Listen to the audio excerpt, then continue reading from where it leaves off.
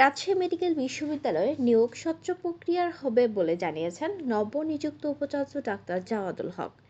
দায়িত্ব গ্রহণের পর আজ রাজশাহীতে কর্মরত সাংবাদিকদের সঙ্গে মতবিনিময় সভায় তিনি এই প্রতিশ্রুতি দিয়েছেন। বেলা ১১টার দিকে বিভাগীয় কন্টিনিউইং এডুকেশন সেন্টারে এ সভার আয়োজন করা হয়।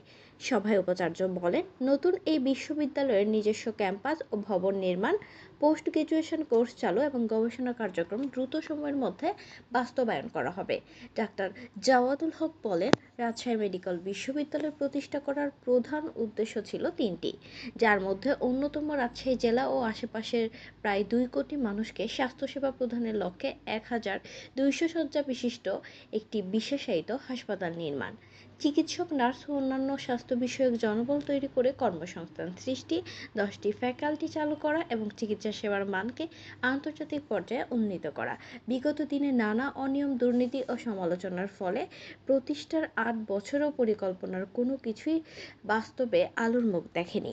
উপাচার্য আরও বলেন, আমি সবে দায়িত্ব গ্রহণ করেছি, আশা আকাঙ্ক্ষার জায়গাগুলো নিয়ে কাজ করব এবং দ্রুতই রামেপির ভৌত অবকাঠামো নির্মাণ করে স্বচ্ছ নিয়োগ প্রক্রিয়ার মাধ্যমে প্রতিষ্ঠানটির সামগ্রিক উন্নয়ন বাস্তবায়িত করব। মতবিনিময় সভায় রাজশাহী মেডিকেল বিশ্ববিদ্যালয়ের বিভিন্ন পর্যায়ের কর্মকর্তা কর্মচারীরা উপস্থিত